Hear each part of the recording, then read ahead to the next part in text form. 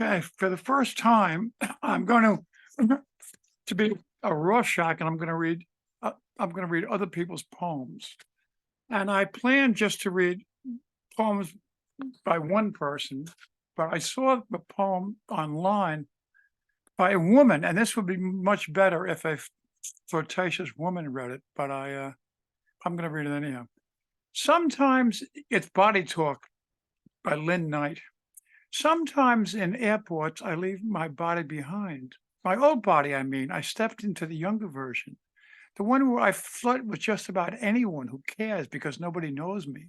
It has to be a big airport, preferably international, and I carry on as though I'm not even 30 yet, so whatever. So whoever stares back at me can trust me and start imaging how hot it would be to ditch the flight and head for uh, an airport motel. This happened the other day. He was maybe in his late 40s, no gut, but nothing too fit. Just a nice looking guy who wouldn't make a quick fuck complicated or need to ask my name afterward just to be polite. So I smiled. He smiled back, maybe not at me. The gate was jammed with people trying to rebook after storms day before. Still, this 20 living something studying me went right on trying to woo. I decided to pull my carry-on closer, wanting to be sure his smile was for me. I moved closer, closer, and he stood up, offering this old lady his seat.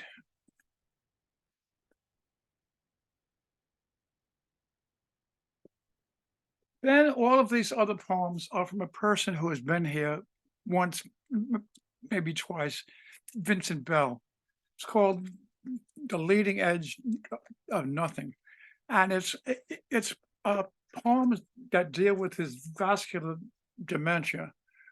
I was really taken away by it, and I just heard from Priscilla, who had ordered 2 copies, who thought it was terrific. So I'm just going to read his poems until my time runs out. I hate my brain. When I was in graduate school, I still loved it. It gave me an edge in life. But now it has become a scene of weakness. I want to hide it from others. Once it was my strongest organ. Now it seems to be shrinking while still occupying space in my brain. The leading edge of nothing. In your brain, dementia is a frozen lake that cracks loudly when it detaches from the shore. As temperatures rise, the lake gets bigger, then smaller, smaller, then bigger. Vascular dementia. Another new week of yesterday's tragedies. On Sunday, in our recently redecorated family room, we hung high. We hung 3 of her best paintings. She really did it. I just handled the tools to her. It's very hard for me to transition from being a different kind of man, father, husband. I'm not sure that I can do it. My story, even though you know that your final destination is death, you can take different roads to get there. Dementia is different from just getting old. I had my first child when I was 41, knowing but not really understanding that I probably wouldn't live long enough to see my grandchildren grow up. I'd hold them as babies to listen to them crying. My wife will have to tell my story to them so they can understand.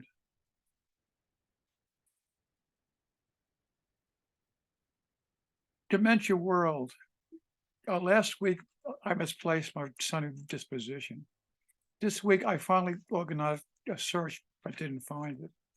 My best hope is that it will reappear as my sunglasses did last year. I used to take objects for granted. Now everything must be located and returned.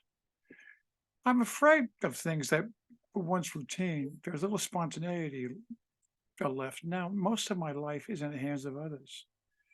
Recently, I've switched doctors from a renowned dementia researcher to a neurologist who will help me manage my medications while providing me with periodic dollops of hope. And I have one more I want to find.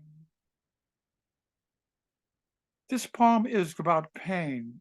When you hear your first poem, it will come to you as a song, easy to repeat, bringing rhyme and rhythm to the room. But it'll also come back to you as a song when marching into battle, trying hard not to die. The poem is a distraction, helping you step over body parts and believe that the puddles of blood are just part of your soul.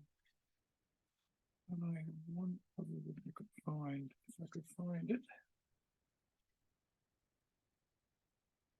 Die well. You never get better. You just have days when they're less worse. The neurologist shrugs when we ask him questions about the future. The typing he does when he answers his questions will help someone else.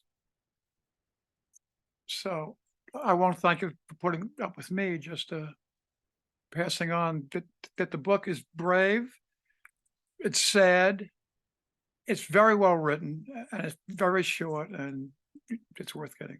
Thank you very much.